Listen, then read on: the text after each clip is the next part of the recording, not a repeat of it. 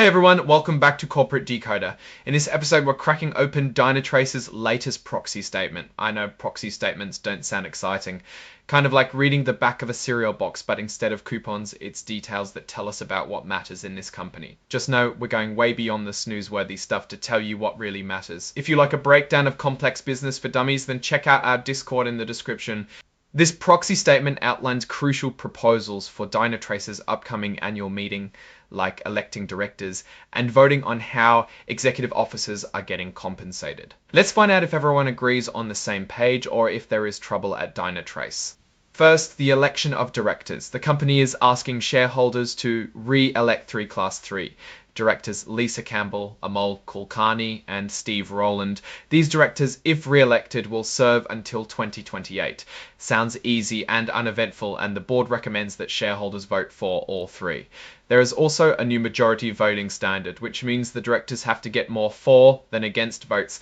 Now let's do a deep dive into what skills are needed on the board. They think it's good to have a mix and match of skills among the directors. Some of the important things that they look for are if they have been on a public company board before, have been a CEO, can scale software, cybersecurity, and tanning out internationally, as there has been a huge emphasis among the board members based off their skills. Next, let's see if the people on the board are independent. This is crucial, because to ensure fairness and the company makes the right decision, it needs to get the right people in the room. It turns out 7 out of 8 of them are. The only one who isn't is the CEO, Rick McConnell. Let's look at how Dynatrace is making the world a better place. The company claims that they care about operating ethically, being fair to everyone, and protecting the earth, because these practices shape who they are, what they strive for, and how they measure success. The company seems like it cares internally, with people and culture being their top level. However, one of the bottom ones is planet, which is very bad considering how large climate change has been. The audit committee seems to be focused on making sure Dynatrace has its check and balances, like reviewing financial statements with leaders and auditors, making sure compliance falls in line with legal regulations, and even having a whistleblower policy to address questionable accounting. In 2025, the audit committee met X amount of times and the board knows what they are doing. Now, the big bucks compensation. This committee looks at every big shot in the company and takes a big look if they are doing what they say they are doing. The committee even compares each executive with other executives in the same fields to make sure Dynatrace is not getting ripped off. This prevents executives from getting paid too much as well, because the committee must also deem the appropriate amount in terms of the benefits and the responsibilities with that executive. Let's head straight to the money. How much are the directors getting paid? Jill Ward, as the board chair, is raking in $305,000 under $5,000 in total. Steve Leifschartz, heading the audit committee, is not far behind at about $262,505. The other directors are around $250,000.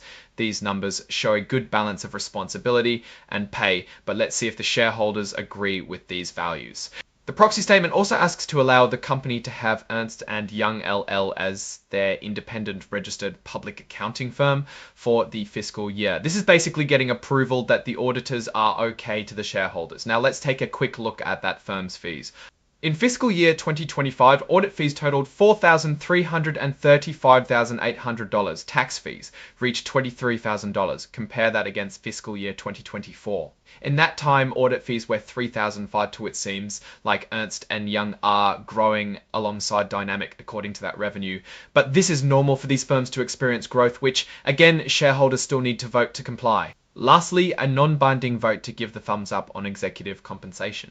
Let's see whether Dynatrace executives are making bank or barely making ends meet as well. There is the annual salary and compensation for each executive, and it seems like compared to the previous fiscal year, it seems like all executives are making more year over year besides Steve Pace, who didn't see an increase in salary between fiscal year 2021 and 2022. Looking at the financial highlights of Dynatrace in 2025, RR increased 17% and revenue went up 20%. Non-GAAP operating income came in at $494 million to $41 million. This is what the compensation will be based on. So basically, the better the company does, the more these executives are going to get paid. Their target bonus percentages, we see Rick the CEO makes 100% if everything goes according to plan. The Chief Financial Officer Jim Benson makes 75% as a target. Then Zugelder makes 100% again, as Chief Revenue Officer Saband also makes 70%. Condolence, who used to be the chief customer officer makes 70%. Avondolence, who makes 70%. Dandelions, who used to be the chief customer officer, makes 70. Makes sense because each one is getting paid accordingly to how important they are, or rather, according to Dynatrace. Let's take a look at how well they did. Dynatrace was close to its ARR but performed really well on non-GAAP operating income. But this is why that actual payout as a percentage is different. Each member who did well and their names show up accordingly on the table.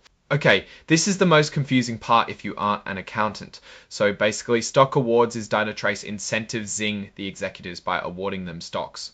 If the price of the company goes high, the executive will have an incentive to get other stakeholders to make the company go even higher. All these equity awards are based off time, so it aligns the incentives of the executives to stay with the company, not just cash out. Let's see if Dynatrace passes a quick smell test.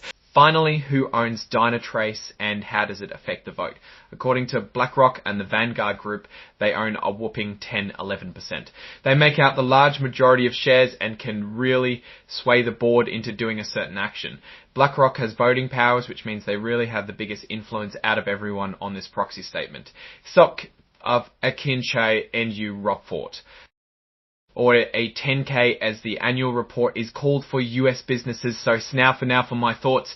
Dynatrace looks to be positioning itself for continued growth with an emphasis on secure international business, and they are incentivizing themselves for the stock to go up. While their debt levels raise some concern, the company also has large investors who seem to have sway over all of Dynatrace's future.